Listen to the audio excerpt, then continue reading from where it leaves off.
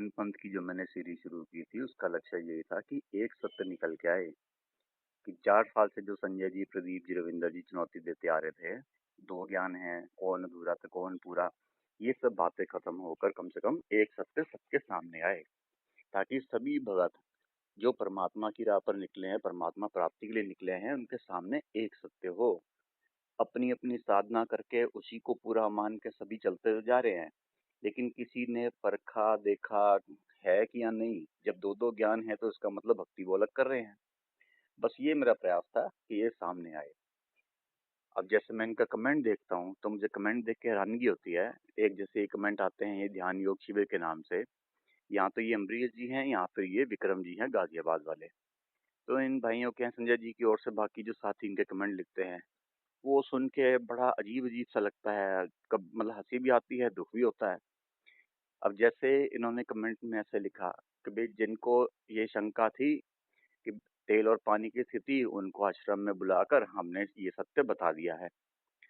अब मैं यहाँ पे इन भाई से ये कहना चाहता हूँ कि अगर आपने आश्रम में बुलाकर उनको ये बात मनवा दी कि भी परमात्मा की स्थिति तेल और पानी की बूंद जैसी, और वो मान के चले भी गए, तो ये फिर धोखा है भक्तों के साथ।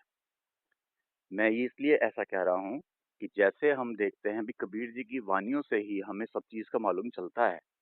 तो कबीर जी ने जैसे अपने लिए बताया कि हम हैं शबद शबद अम्मा ही, इससे बिन और कछु नहीं। उन्होंने कहा कि एक को धर्मदासा, एक को कबीर, एक को शबद मत है सब धीरा।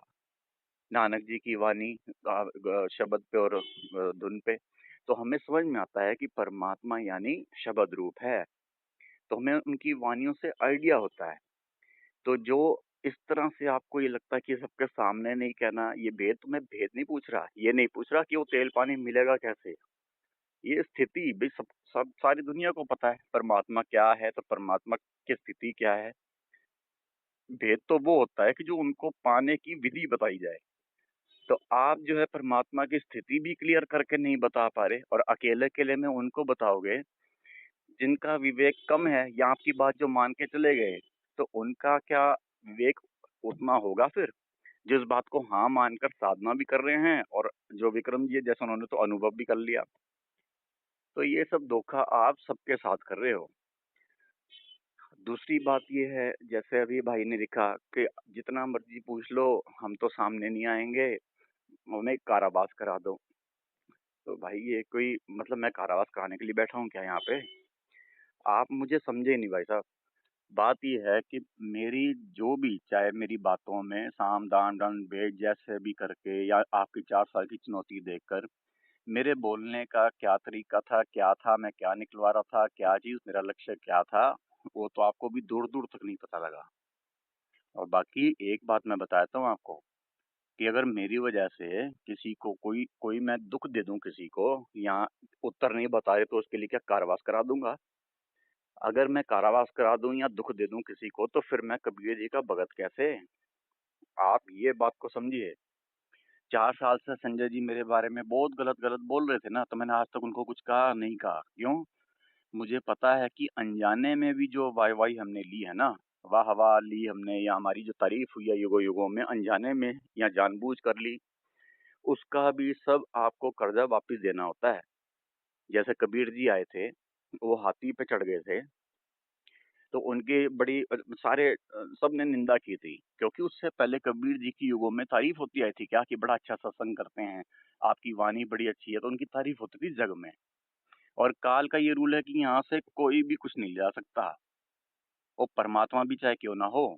आप मेरी बात को समझना, ये है मुझे इस ज्ञान का भली भांति मालूम है कि युगों युगों में भी जो मैंने अगर तारीफ किसी से भी कभी कोई ली होगी, या ये अभी भी जैसे कई वक्त कुछ कह देते हैं कि आपकी बात बड़ी अच्छी लगती है, या आपका विवेक वाली बात लगती है, या फिर कुछ ऐसा बोलते हैं, तो अंदर से तो मुझे यही लगता है कि परमात्मा खाते में लिखो मेरी तरफ से क्रॉस ये।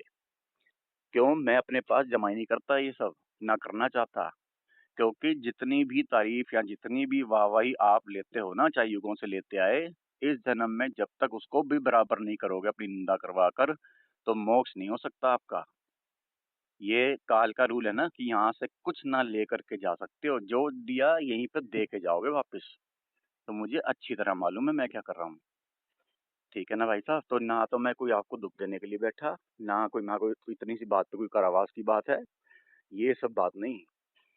आप ना मुझे ना तो समझे, ना मैं चाहता हूँ आप मेरे को समझें। बस मैं इतना चाह रहा था कि जो 4 साल से आप इतना जो शोर मचा रहे थे, कम से कम वो सामने आकर आप अपने ये इसका अर्थ एक सही सा कुछ प्रमाण के साथ, मिलती जुलती वाणी इसके आसपास की कहीं तो कोई प्रमाण होगा, कबीर बीजक में या कहीं कबीर जी की वाणियों में कि ये स्थिति है उनकी और आत्मा की। इसके आसपास की भी कोई वाणी है क्या? ऐसी वाणी भी कोई आसपास की हो, आप बताओ ना हमें। वो मिलेगी नहीं कहीं, क्योंकि ऐसी स्थिति है ही नहीं। मैं तो ये कह रहा हूँ, जब मैं एक चीज को खंडन कर रहा हूँ तो मैं उसका भेद नहीं पूछ रहा। ये आपको समझना था, जो आप बात कह रहे हैं उसका भेद ना बता करके पर इस वाणी का मिलता जुलता प्रमाण आपको देना चाहिए था। तभी तो मानेंगे आपके पास ज्ञान है या अलग ज्ञान है, हाँ वहाँ अधूरे हैं, तभी तो मानेंगे ना। आप अधूरा अधूरा कहते हैं, पर आपने वो पूरा पॉइंट तो बताया नहीं, जिससे हम साबित तो अधूरे हुए नहीं। आप सामने नहीं आ रहे, सामने नहीं आ रहे तो उल्टा अधूरा फिर ऐसे आपका शो होगा। और मैं जब आपके ये कुछ कमेंट देखता हूँ तो मुझे हल्का सा भी नहीं लगता कि ये कोई भगत के कमेंट हो सकते हैं, या फिर जिनको अनुभव हुए हैं, जैसे अमरीश जी बताते हैं अनुभव का, संजय जी बताते हैं, या विक्रम जी जैसी पोस्ट लिखते हैं। मतलब इनसे तो सुन के तो ऐसा लगता है कि हाँ ज्ञानी महाज्ञानी और अनुभव किया होगा। लेकिन आपकी पोस्ट से मालूम चलता है कि आपकी स्थिति तो ऐसी हुई नहीं जिसके अंदर तू मैं का इस तरह का भाव होंगे। वो परमात्मा का अनुभव कर कैसे सकता है? परमात्मा तो तू मैं से भी परे जाके है। जब तक सूरत की आपकी ये स्थिति नहीं होती, तू मैं नहीं मिटता, तो आपको परमात्मा का हल्का सा भी अनुभव नहीं हो सकता। और जिस तरह आपके मन में ये अभी तक द्वेष और ये जलन, ईर्ष्या, इस तरह दुश्मनी, इस तरह ये अंदर है, 52 की चोट लग जाती है आपको। मैं आपसे पूछता हूँ, क्या क्या विराट साहब को 52 में मान लो कोई कुछ कह दे, तो क्या वो नाराज होकर बैठ जाते हैं साइड में? क्या उनको 52 आज भी चुभते हैं? जो 52 से परे होकर जो चीज का अनुभव होता है, अगर उसमें ही 52 चुभने लगे आज की डेट में, तो फिर आपने अनुभव क्या किया संजय जी? अब जैसे इनकी पोस्ट में लिखा आता है, नितिन के चेले, इस तरह करके बात लिखी होती है। 4 साल से मैं देख रहा हूँ, ये नितिन के चेले ऐसा करके आपने कुछ लिखा होता है। आप मुझे एक बात बताइए, क्या मैंने कभी ऐसे, कभी मेरी पोस्ट या कभी मैंने आपको कहा कि वैराग के चेले, शरण के चेले, संत रामपाल के चेले? कभी भी नहीं, क्योंकि संत रामपाल जी की भी मैं इज्जत करता हूँ। क्यों? क्योंकि कम से कम उनसे मुझे कबीर जी का पवित्र ज्ञान मालूम चला। मुझे वो ना पता लगता, मूल ज्ञान मेरी समझ में आना ही नहीं था। तो उनका भी शुक्रिया करता हूँ, जिससे कम से कम कुछ सीखने को मिला। और आपको तो वैराग साहब भी नितिन जी नहीं दिए, नितिन जी की वैसे ही मिले ना, आपने खुद तो ढूंढे नहीं। तो कम से कम इतनी आपको शर्म होनी चाहिए कि जिस तरह आप अपना ये बात करते हो, अंदर इतना द्वेष आपके भरा, और ऊपर से आप ये भगत बनते हो। आपको मैं संत की एक परिभाषा बताता हूँ। मान लीजिए, मैं मैं अगर 100 बार राम का नाम लेता हूँ, यानी परमात्मा का नाम लेता हूँ, और आप 101 बार लेते हैं, तो आप मुझसे बड़े हैं। मैं आपके कुछ नहीं, आपके आगे। आप संत हुए। आप समझ रहे हैं मेरी बात? परमात्मा का नाम कम से, चाहे आपको अनुभव हुआ हो ना हुआ हो, या कितना सच्चाई से लेते हो, वो बात नहीं। पर परमात्मा का नाम आप मुझसे ज्यादा लेते हो, एक सांस ज्यादा लेते हो परमात्मा के नाम। तो ये कम से कम आप मेरे लिए उस संत की कैटेगरी में आ गए।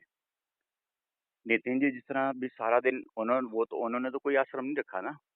वो तो जिस तरह नानक जी घूम घूम के देते थे सबको, नितिन जी तो बिना आश्रम के, कबीर जी का आश्रम नहीं था, नानक जी का आश्रम नहीं था, इसी तरह नितिन जी का कोई आश्रम नहीं, लेकिन वो सबको ज्ञान तो बता रहे हैं, सबको कम से कम जीवों को जगा रहे हैं।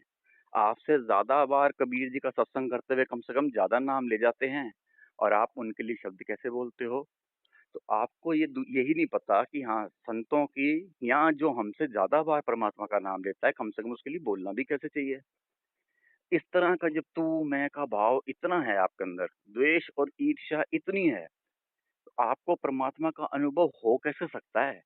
क्योंकि इस सूरत जब तक सूक्ष्म, और जब तक ये सूक्ष्म और अंतर्मुखी होकर एक भाव में नहीं आती, तब तक आपको परमात्मा तू मैं से तो बहुत परे है।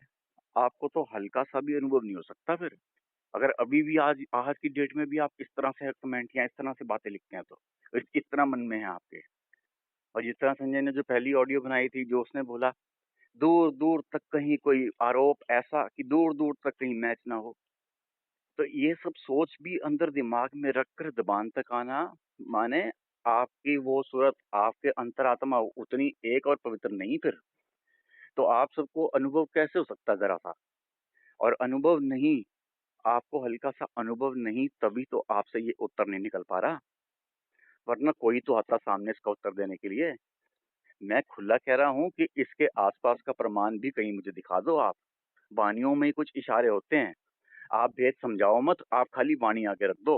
वाणी में से हम निकाल लेंगे कि हाँ, क्या कह रही है वाणी, दिक्कत नहीं। पर आप तो वाणी भी नहीं दिखा रहे।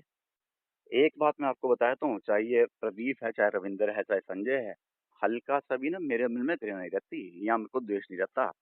मुझे हल्का-सा भी इनसे कोई परेशानी नहीं। आप 200 बार गाली देते हैं, मैं तो कहता हूँ आप 300 बार दीजिए, दिक्कत नहीं। लेकिन जिस तरह से नितिन जी के ऊपर ऐसे गलत इल्ज़ाम लगाकर उसके बाद आप एक अधूरा-अधूरा बोलकर बाकियों को भ्रमित करते हैं, कम से कम ये पाप आप ना करें, तो मैं इसीलिए आया था ना सामने। संजय जी, प्रदीप जी, रविंदर जी, आपको तो ये पता भी नहीं कि आपके भले का सोचता हूँ मैं। आपको आइडिया भी नहीं हो सकता ये बात का। अब देखो पहली जो वीडियो आई, जब मैंने आपकी चुनौती, आपकी 4 साल की, आपकी इतनी निंदा आप कर रहे, इतनी निंदा से आप नितिन जी की रोज़ वीडियो, ऑडियो बनाते थे। अब मैंने जिस दिन से आपकी पहली ऑडियो मैंने बनाई, स्वीकार कर रखा आपका चुनौती, तब से लेके आज तक देखो आपकी कोई ऑडियो, कोई वीडियो नितिन जी की निंदा करते हुए नहीं आ रही। आपके कर्म कितने बच रहे हैं? कम से कम यही टाइम जो आप निंदा में देते थे, कम से कम आपकी भक्ति होगी अब, या आपने भक्ति की होगी। तो ये है तो आपका ही भला। चाहे संसार की दृष्टि से आप टकरने से ज्ञान में टकरो, एक कम से कम हेल्दी माहौल में, जिससे कम से कम सत्य मालूम चले, एक वीडियो देखने का भी सबको मजा आए। ये तू मैं वाली वीडियो या ये कमेंट में द्वेष करना, ये सब क्या है मतलब ये? मैं इतना अच्छी सीरीज चलाई कि हाँ, पूरा एक सत्य निकल के बाहर आएगा, पर आप तो यूं भागे भागे ऐसे छुप छुप के फिर रहे हो। दो ज्ञान कर करके अब खुद ही चुप बैठे हो। तो यानी ना तो दो ज्ञान ना कुछ, या तो भ्रमित कर रहे हो लोगों को।